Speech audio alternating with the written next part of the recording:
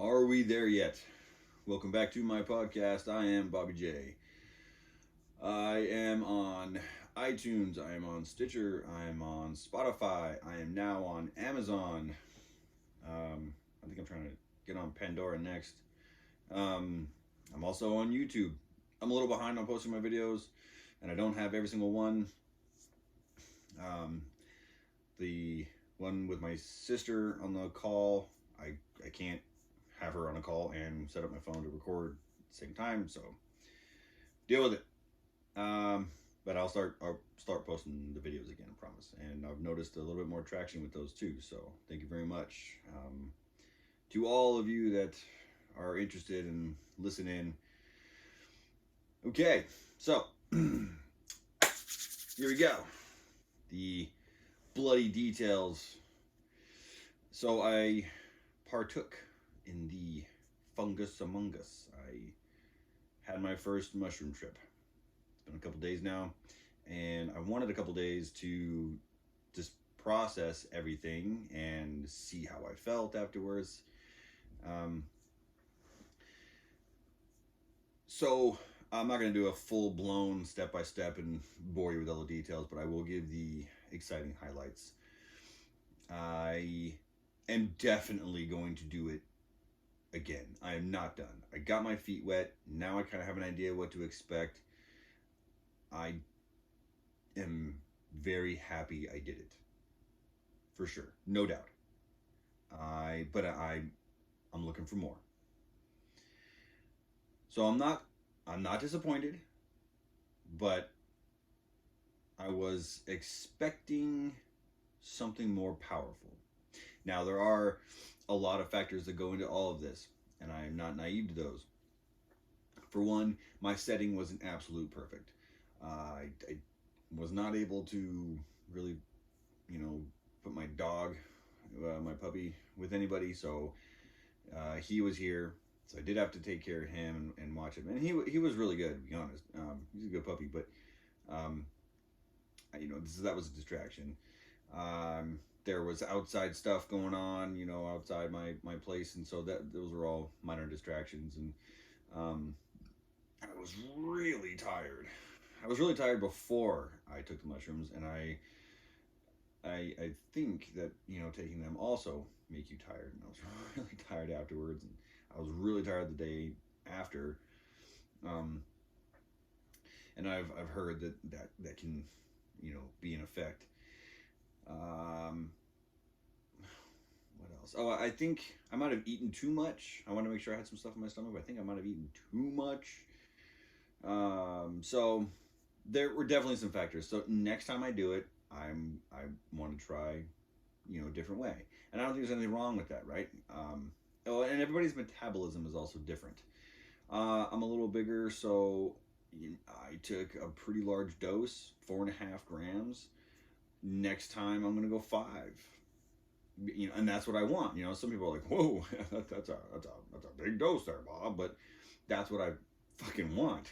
I want to feel like I get hit by a fucking truck, and not in a bad way. A good truck. There's one of those out there. Dumb analogy. Anyway, so I, I had been told by several people, "Oh, it tastes like shit." So my sister suggested, put it in a shake. So I put them in a shake. Although I did save one cap and stem because I did want to taste it just to see what it tastes like. Verified. Yes, it tastes like shit. I didn't think they tasted all that bad, to be honest. A little spongy, a little bit got stuck in my tooth, but I was able to get it out, and so it really wasn't that horrible. I could probably eat them if I, didn't have any other way to do it. But I put them in the shake, pounded the shake, and I was a little nervous, but it's more of like nervous of like the unknown. Like, okay, now what's gonna happen? It and I made myself a sign, and I tried to get everything kind of set up, and I had brought up some African tribal music. I found some cool music that was gonna kind of maybe get me into the rhythm, and it took 45 minutes before I felt anything. And and I felt like this wave, and I was actually writing something down, if I remember correctly, and I stopped. I was like, oh, here it is. It's gonna start. Oh my god! And I felt like this wave, and then it kind of faded. I was like, okay. And then a couple smaller waves, and then so it was about an hour and 15 minutes before it was like, okay, now I'm feeling everything, and it didn't like boom hit me, but it did, kind of like a quick rush, like, whew, okay, here we are. Now you're in it, and it was like, wow. I was sitting down, right here where I am now, at my table, and I had a picture set up, one of my favorite pictures, my daughter and I. She was younger; she was 4. This is a really sweet picture. Looking at it now. I have it set up. I kept it out here before I had it in my dresser in my room. Anyway, and I made myself a little sign. My sign said, "Let go of the fear, go with it, love it, find yourself." And that was what I wrote originally. And then I think when I started to feel the effects, maybe 5 or so minutes into it, I wrote "lose control." It took, I don't know. It was really hard for me to kind of keep track of time. There was periods where time would go fast, periods where time would go slow. No, it took a little bit of me getting used to it, I think, and just kind of like relaxing and letting it happen. Um, I had the music going. The music actually ended up being kind of distracting, so I ended up turning it off. Then I was closing my eyes and opening my eyes. I kept keeping my eyes open for 2 reasons. One, I was wondering if I was going to have any visuals, and 2, because I didn't want to fall asleep. I was really that tired, and I didn't want to sleep through this fucking experience. So there's no way I'm falling asleep. So, but eventually, I don't know. I just kind of let myself go into it, and maybe was kind of half squinting. I probably looked really retarded, but I was looking at the picture of my daughter, and then I started imagining my daughter being in front of me and turning around and telling me she loves me and giving me a hug. And in that moment, I realized that my daughter really loves me. I'm gonna try not to get choked up here, folks, but it hit me that my daughter loves me unconditionally, and I just started crying, and I sobbed for a good 20 minutes.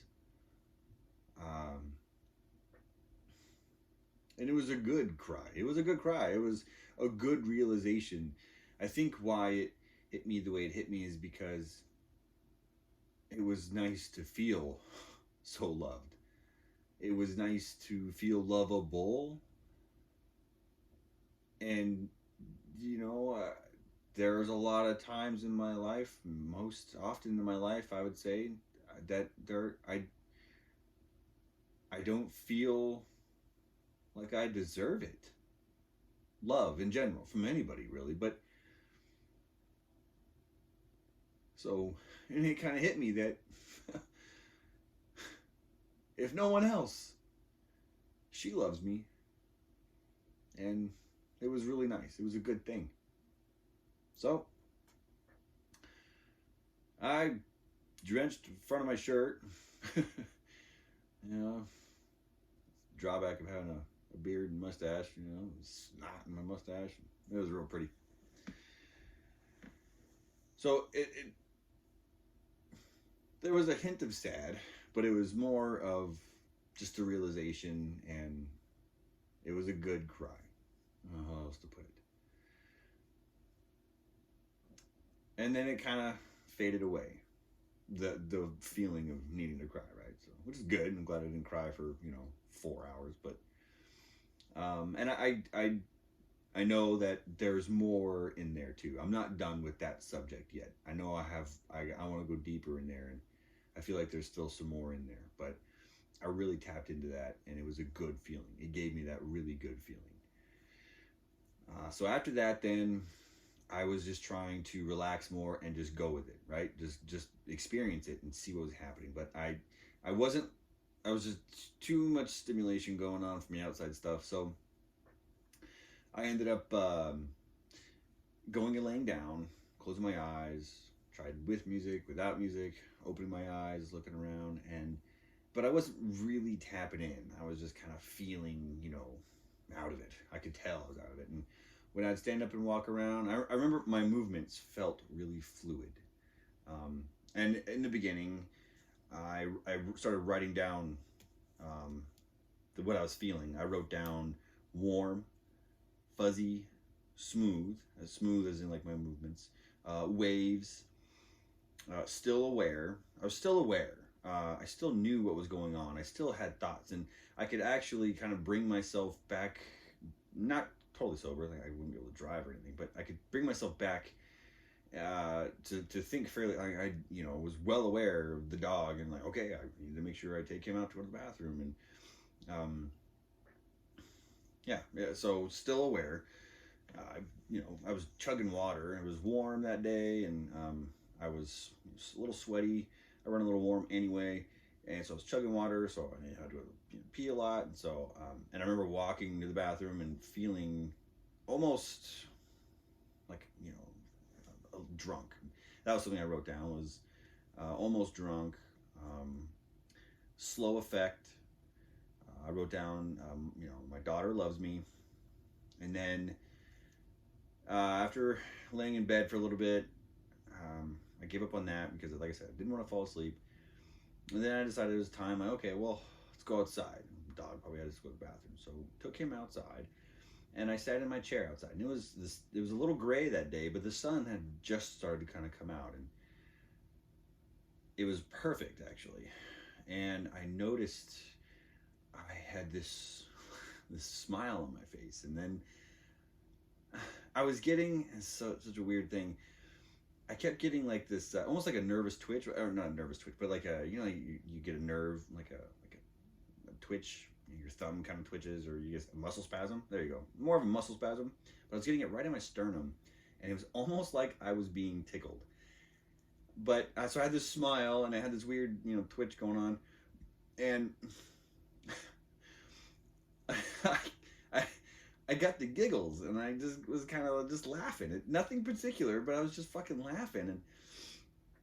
And but I was also conscious enough to be like, oh my god, if my neighbors saw me right now, they would think I was fucking crazy, sitting in my chair, laughing to myself, and my dog running around like, holy shit, Bob lost it. So I was sitting outside, enjoying myself, trying to keep a straight face, drinking water. And at one point, actually, I went inside to get my water. So before I drank water, and I noticed when I came inside, my mood changed. It got darker. It was darker inside, right? So that's when it hit me that okay, inside here the mood is a little more dark and dim, which is okay.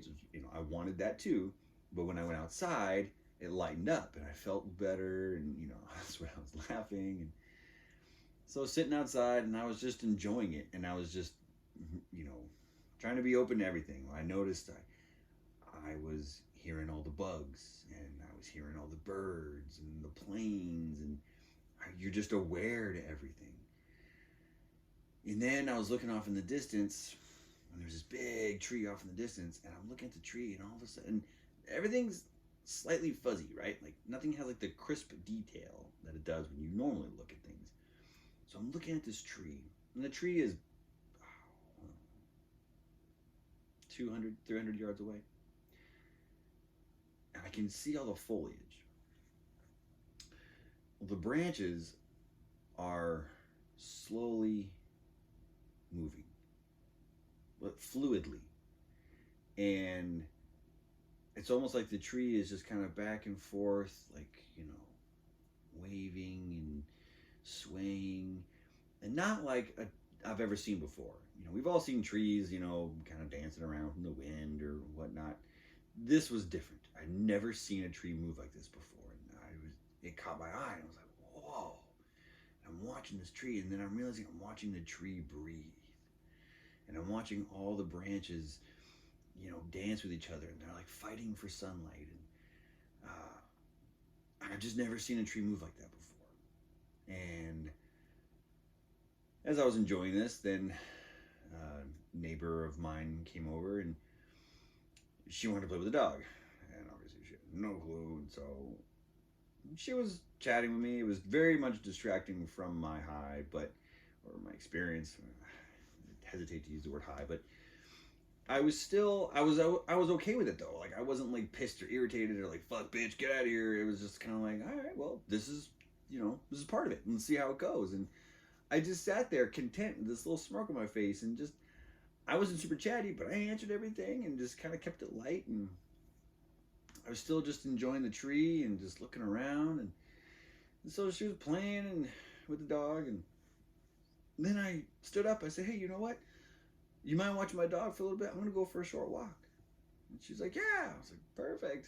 Peace. So I started walking, and I felt like I was gliding more than walking. So I walk over to this, wooded area where the trees are. And I found this bench, laid down, and just looking up at the trees. It was amazing. And I realized the more I was like kind of squinting,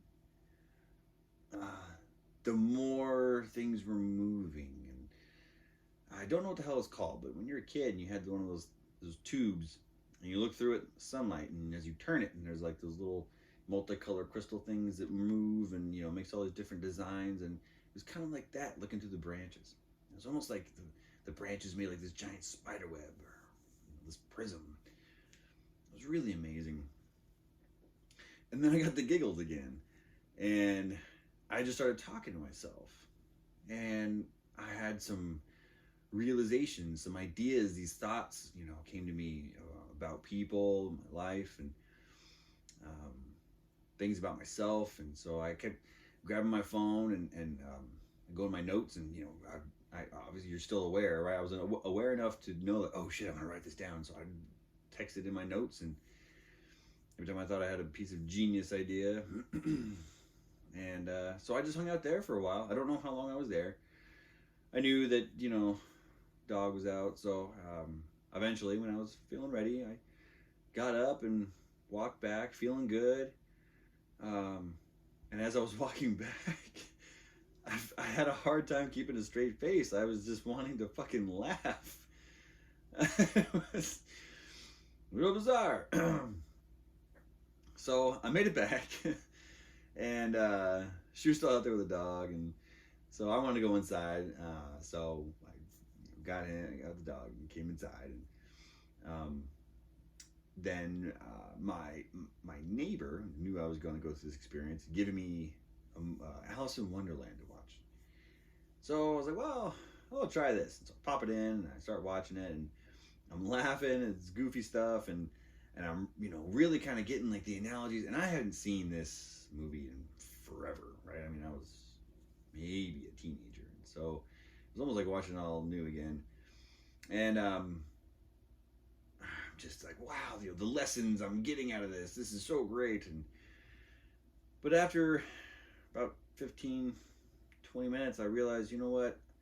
All I'm doing is analyzing this movie now. I'm not doing what I wanted to do, which was analyze myself. So I stopped it. And then I went and laid down on my couch, and just I went in and out of closing my eyes and opening my eyes, and I started talking to myself again. I was looking at these 4 skulls I have over here, and I was talking to myself and realizing, different things, and I realized that, you know what, man, I get angry, like this skull here. When I get angry, I'm gonna be like the skull underneath that skull, and I'm just gonna laugh. And I started telling myself, repeating it over and over and over, I'm not angry, I'm not angry, I'm not angry, I'm not mad, I'm not a bad guy, I'm not a bad guy. Repeating that stuff over and over and over. And then I was like, you know what, I need to record this. So I got up, got my phone, my little tripod thing, and set up my phone and sat back down on the couch again and started recording it. And I recorded about 47 minutes. And I was just talking, and I had some serious epiphanies and realizations. And I had some really good laughs too. I had, like those deep belly laughs, which, I'll be honest, it's really horrible to say. I don't remember the last time I had some of those. I can't even tell you 100% why. Just overwhelming feeling to laugh. But after I did some real, talking, and I don't remember how I got to it, but I realized that I have abandonment issues. And because I went back, obviously, and I watched that video, and I did a couple short videos, and I made notes of stuff. So here are my notes. I wrote, Mom and Dad abandoned me / us, the kids, right? It wasn't just me, my siblings too. And so that's been rolling around in my brain a lot too. Now, I do want to say here, this conjunction, that I am not blaming my parents. It's simply it's what happened. So now that I've realized what has happened, now I have a better way to deal with it, right? There's, I'd say 2 or 3 different instances that come to mind the strongest. I think these 3 are the biggest times where I felt, and I'm sure my siblings did too. I know. Well, and when I think about it, I think of more of it as the family, not just me. But where my parents, abandoned us. Faith was everything. The religion was everything. And so that meant the love and affection that we got was not first. So the love that we got when we were kids was conditional. And so what kids need when they're growing up, right? They need love and affection and guidance and all stuff, but we didn't get all of that stuff. And so our needs were abandoned for their religion. That's the way I see it. And that's definitely the way I felt. My father made a decision on his own without consulting my mom. I remember that fight too. My parents did a really good job of not really fighting in front of us kids. But I remember this one distinctly because it happened so rarely that all of us kids were in the backyard, and I could hear my mom and dad in the house yelling at each other, which did not happen. And I found out much later in life that it was the day that my dad came home and said, "I quit today." And my mom said, "You what?" And this being, the only source of income, and it was, enough income to support the family of 4 kids and benefits, health benefits for the family. And so he just up and quit because he just, didn't like being told what to do anymore, and they were jerks. And I felt like he financially put the family in a really shitty fucking position. We were struggled with money after that, and there was no insurance for us kids, and he just should have fucking sucked it up and dealt with it.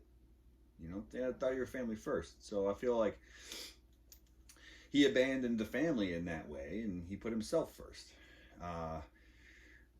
And when I realized that, when I was a teenager, when I found out what happened, I lost some respect for him, and I saw him in a different way, and I vowed to myself I would never fucking do that to my family.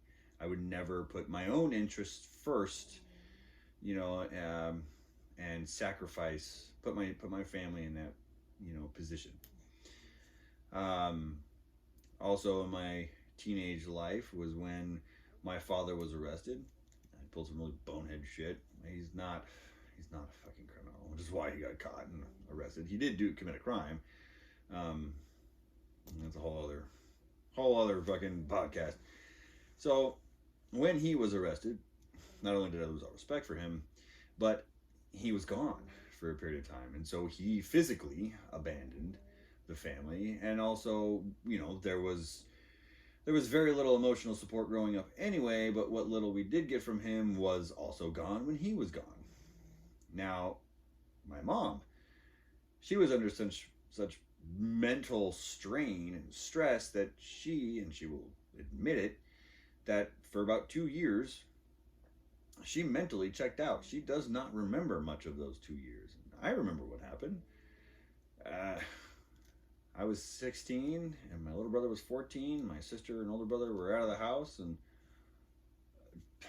fuck, I, you know, had to help out my little brother, and my little brother and I pretty much took care of ourselves. We fended for ourselves. You know, my mom would, she was physically there, but not emotionally or mentally, and you know, she'd go to the grocery store, and when I'd tell her, hey, we need milk and cereal, because we basically lived on that, and she was going to school and working on getting a job.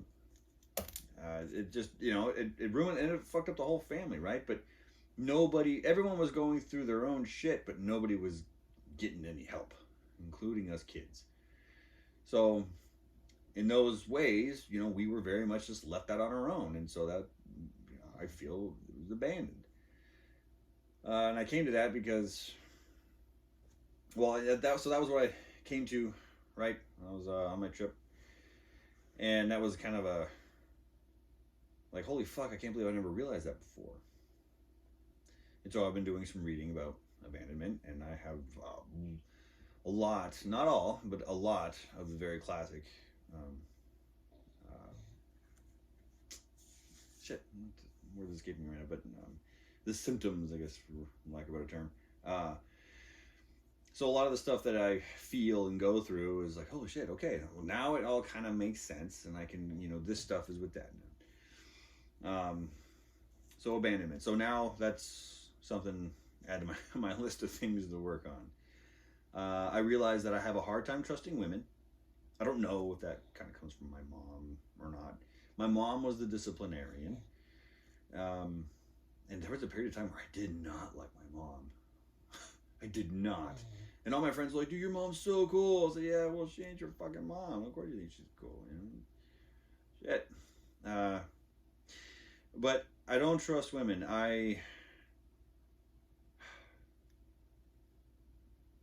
Yeah, I don't trust them. And you know what? I haven't really given them a lot of reason to be trustworthy, I guess, either.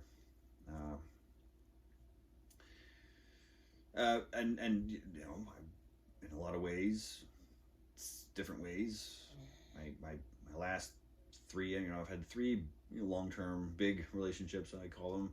You know, my failed marriage and two other women that I dated for a long period of time. You know, I could sit back and go, oh my God, they abandoned me. But knowing what I know now, it's like, well, shit, I created the situation where they abandoned me. So I mean, I'm not blaming them. It's me going, well, fuck that. That makes sense. Why they abandoned me is because I pushed them to abandon me. So I realized I don't feel, you know, worthy of love. Oh, here we go. Sorry, I'm still looking at my notes. So I also, you know, it's just kind of, so I had some like words of wisdom for for everybody is, as I was realizing this abandonment, I realized it's hard to deal with old trauma because it's old. When shit happens to you when you're younger, kid, you know, you deal with it best you can, and then you try to just move on, right? And so maybe you forget. Well, 10, 20 years down the road, you're not thinking back still like, oh God, I remember this one, you know, when I was 12 years old and this happened, you know, you're thinking back, you know, when someone asks you, what trauma have you gone through? You think back 5, maybe 10 years, right? You don't think back that far. At least I didn't. So you need to think back that far and really analyze things. And a lot of what I'm reading too, these books recently about, you know, the human psyche is a lot of the shit that how we behave now is really set in tone when we're really young, especially between the ages of like 4 and 7. Those are like critical years. So if you're going through some serious shit in those years, you know, that's stuff you need to really look at. So, okay, hard to deal with old trauma. Oh, I had this funny analogy for my ego, or, you know, the ego, everyone's ego. Your ego is like a used car salesman. So your ego, I wrote down some more to this. I was like blowing my own mind when I went back and watched this video after I had sobered up. I was kind of laughing at myself, and I was like, "Wow, this is some mind-blowing sci-fi shit. Someone write this down." So I was having a good time with it. Your ego is like a used car salesman to you. So basically, and that's what I wrote down here, is yourself is telling you that it needs to protect you from yourself. That's what your ego is doing. Your ego is, oh, you need to, I'm here to protect you, don't worry. But it's your ego trying to protect its own existence. It has a very selfish motive. Your ego is not your friend. At the end of this video that I recorded while I was tripping, I got, really into like the mind, and I was like, wow, your fucking mind. And it's true, right? Your mind is this thing that's inside of you. It's quote unquote yours. However, you have very little control over it. And I'm saying you, and me too, right? We have very little control over this fucking thing in our skull that controls everything we do, right? And for the most part, a lot of it's automated. You don't think about it. You're blinking, you're seeing, you're hearing, you're smelling, you're breathing, you're eating, all the stuff that's automatic. Your movements, right? Your hands and your feet and everything, it moves without you thinking about it or before you even think about it. Your brain's doing a whole hell of a lot. But your brain's also doing a whole hell of a lot that it shouldn't be doing, that you need to kind of pull the reins in on and go, whoa, motherfucker. I don't want to buy that used car. That's a piece of shit. So,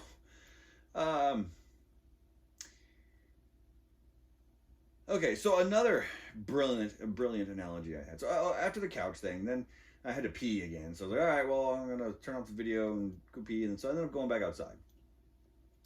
So I was sitting outside watching the dog play, and I was having all these amazing, brilliant thoughts. And so I had two more real short videos. And so the basic analogy with those was,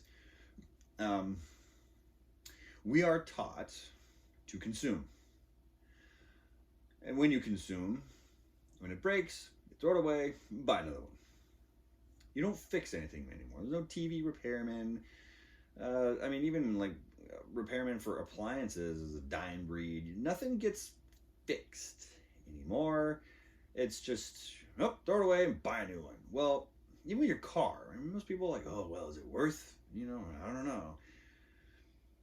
And obviously, I can see a point where, like, well, your car is only worth $2,000, and it's going to cost $5,000 to replace your transmission. Get a new fucking car. That's just financially what makes sense.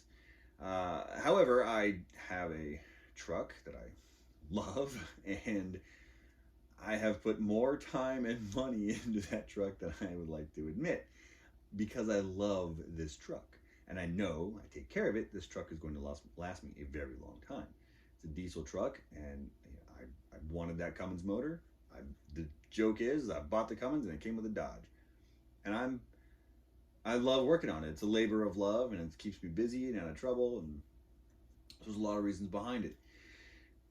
But this consume, it's broke, throw it away, buy another one. We also, since we're not taught to fix it anymore, we don't translate that to ourselves. When we break, we don't fix it. We don't think like, oh, well, I'm broken. Well, you can't buy yourself, another you, so you got to wise up and think about fixing yourself at some point. So that was one of my brilliant thoughts that I had while I was outside tripping balls. Oh shit, wasn't there another one? I thought that there was another one, but I don't see it on here. Anyway, enough of the notes. So after that, then I came back inside, and that was when it was about 3:30ish, maybe pushing 4, was when I started to kind of feel it calming down. Now, I was still under the influence hours after that.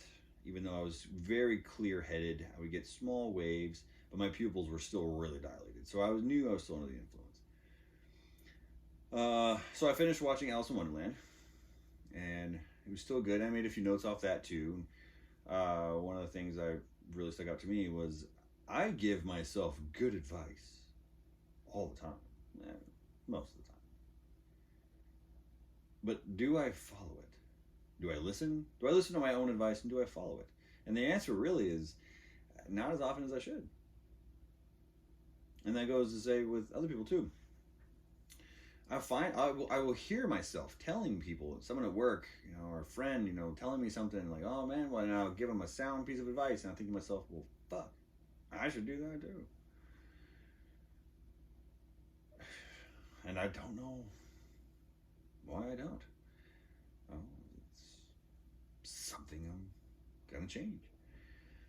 Um, and so then after Alice in Wonderland, then I, kind of cleaned up a little bit and uh, called my sister. I was trying to actually record our first conversation to post it as the next episode, but it wasn't working. Internet was sucking. So anyway, it was a good conversation. Talked to her for a little bit, just pretty much what I told you, and we bounced some stuff back and forth. So I realized I also really want to try acid. I want to try LSD because I really want the visuals. I want to experience it. I want to experience it just to say, all right, I've tried it. Now I know, and maybe I don't like it as much as I think. Maybe I will like it better than mushrooms. Um, I'm also going to try mushrooms again for sure, and I'm going to do it again in a different way. I'm going to do one experience where I'm going to have someone puppy sit for me, and I am going to just lock myself here inside and lay in bed, keep my eyes closed, and just dig deep. Dig as deep as I can and sift through as much shit as I possibly can. That's the whole point of this. I also know that I want to experience it again outside, almost exclusively outside. There's some great areas outside, very very close to me, where there's some awesome trees for me to walk through, and there's the beach is fucking half a mile away. So I want to go to the beach. I want to watch the waves, the water. I want to walk on the sand, and I want to see what I can get out of that too. So, not done. I'm not. I'm not disappointed. I'm definitely wanting more. I'm very happy with what I got out of it. It is definitely pushing me in the right direction, and I feel good. Aside from being really tired the next day, I don't know 100% if it was because of that or not, but I'll know after doing it another time or two. Have a better idea of how it affects me. So that's my first experience. I'm not a virgin anymore. Woohoo! And we're gonna go more into this now. So all these new thoughts and feelings that I have, and these new realizations, and this book I've been reading, The Laws of Human Nature, that was recommended to me by a good friend that I am thoroughly enjoying. I'm super into this book. It's really fascinating to me. If you want to know about the human psyche and how it works, and break down different behaviors and the why and how to see it in other people, and if you have those traits, how to deal with it, read that book. Fucking great. I'm still in the middle of reading it, and it's really good. I'm learning a whole lot. So we'll talk more about that next time. This episode is running a little bit longer than normal, but I had a lot to say. I hope you've enjoyed it, and I hope you're enjoying this as much as I am. I'm definitely getting a lot out of this, talking here to myself. All right, remember, love yourself, love everyone around you, take care of yourself, be honest with yourself. You ain't bullshitting nobody, especially not yourself. So just deal with it, man up. It's okay to be who you are. I write a lot of notes in my phone too, and my phone is recording this right now, so I can't look them up. I got to translate those on my notepad for the next episode because I've got some really good one-liners in there, and I always get so excited to record that I forget to write them down. So we'll do that next time. But more wisdom to share and spread. All right, you guys. Thank you very much. I'll talk to you soon. Bye.